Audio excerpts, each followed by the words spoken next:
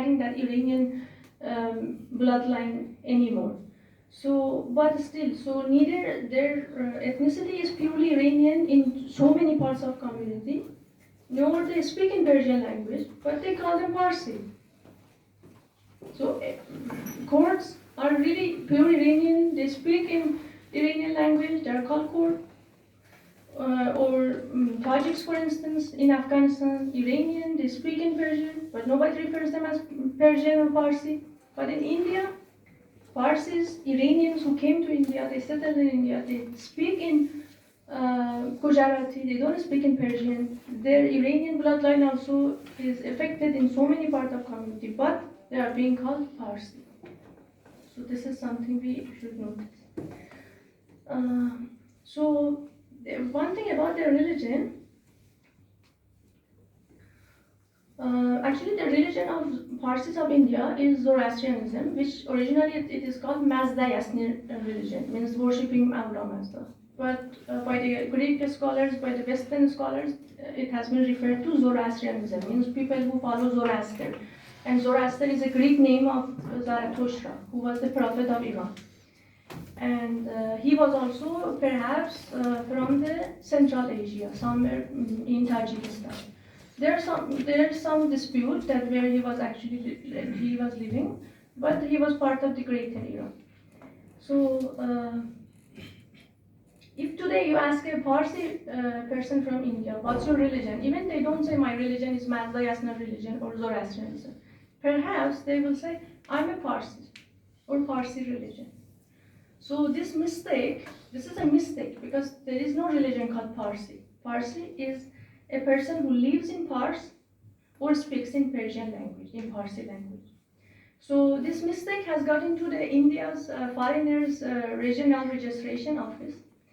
In their website, they have these both options of Zoroastrianism and Parsi as the religion. Once you want to register, you will receive both options. But Parsi is no religion. To sum up, neither all Iranians are Zoroastrians, nor all Zoroastrians are Iranians. A person could be a Persian. Again, Persian means being a person from Pars, from Persia, from Iran. It could be could be Irani. Irani also are the groups of Zoroastrians who came to India in 19th century. So in India now they refer them as Irani. They're Zoroastrians, they're part of Parsi community, but they call them Iranis because when they came here, that time the name of Iran was more popular.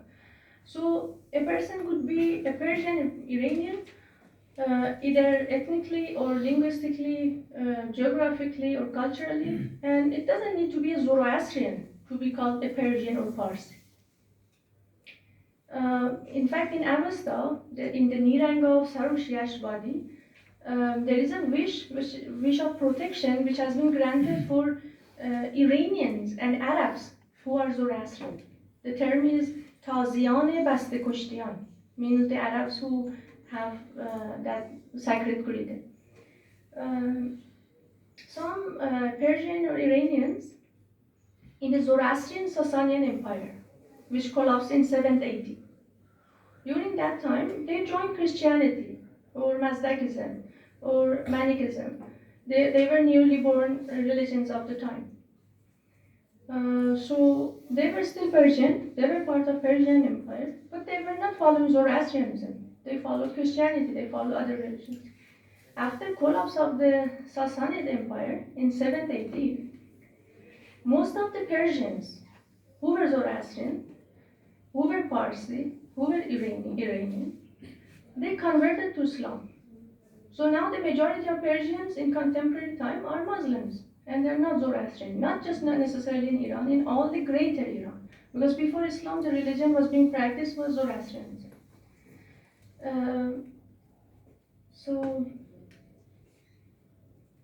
In this point also I already mentioned that certain Iranian groups like Kurds or Tajiks outside Iran also are nowadays are reverting to their ancient religion of Zoroastrianism. It's a movement mostly based on political motivation, but once they also revert, they're not being called Parsi. For instance, in Kurdistan of Iraq, that was part of Iran once, there are a group who are leaving Islam and going back to Zoroastrianism for mostly political reasons. But still they are being called Kurds. Nobody calls them Farsi based on the new religion which they adopt. The last point, which is very important, again, I repeat that the Parsis of India who neither speak in Persian nor not all of them, but many of them, they couldn't keep that Iranian bloodline. They're also still called Parsis. So the variety of titles associated with Iranian culture exhibits a rich cultural heritage that once had its borders spread from western China to eastern Turkey. Some certain ethnical, linguistic, and religious groups claim the ownership to this cultural heritage entirely, like Parsis of India, which is not a good claim to make, because it doesn't help in unity of the different communities of Greater Iran, but only cause more diversity and more disagreement. So people who are living in Tajikistan, people who are living now in Azerbaijan, people who are living in different parts of Greater Iran, they're also part of this great cultural zone. In India, we have so many Iranians who, Iranian Muslims who came to India, they settled in Kashmir or other parts. So they're also part of this heritage. So no group can claim I am the only Iranian, I am the last person from this tribe. Unfortunately, some people make these sort of claims, but it's a unity. We all sharing this big and great civilization all together. It doesn't belong to one specific country or one specific person. All we need to know is that where Greater Iran is, how in common we are, our heritage, and we have to try to keep it as much as possible. Before I finish, I just request one thing, please. I have heard it a lot when we speak in English language.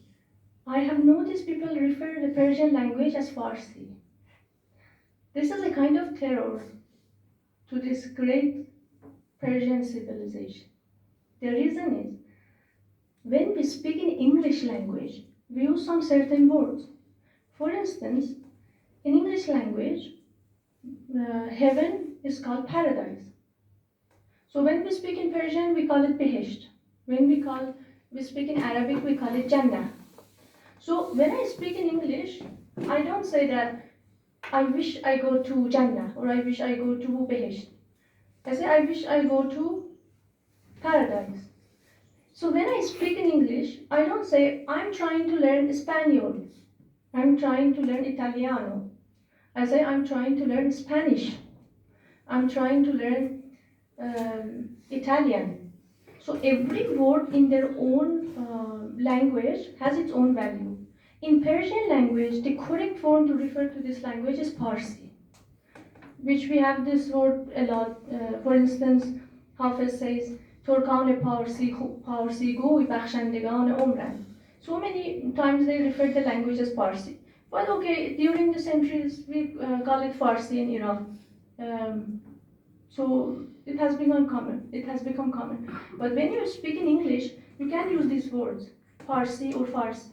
Because the Persian itself has its own establishment in English language, it has its own history now, and it's a literature, Persian poem.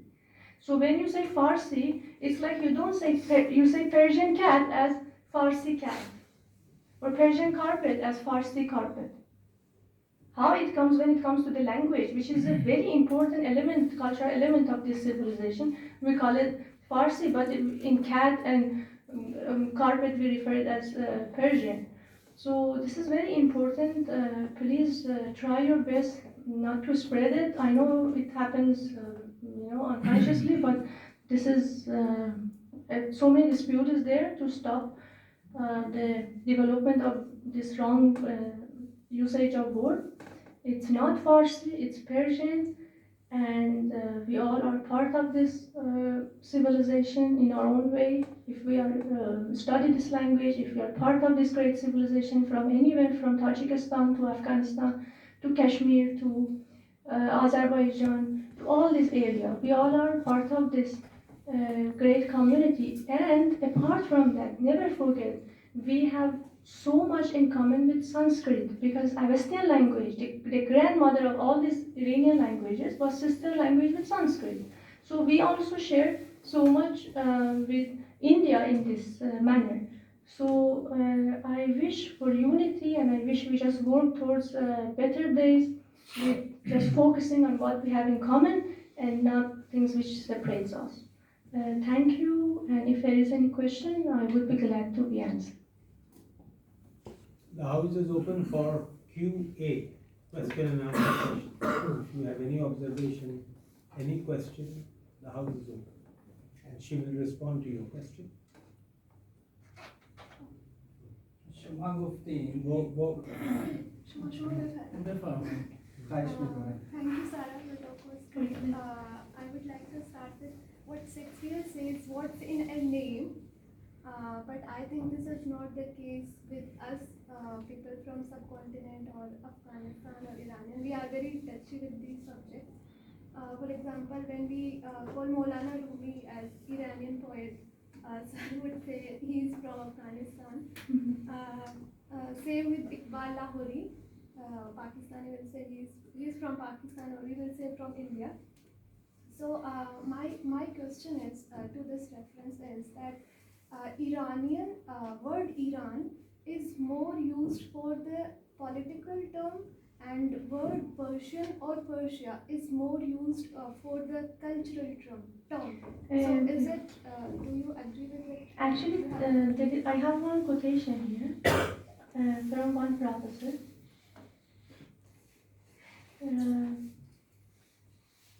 Professor Patrick Clausen is a famous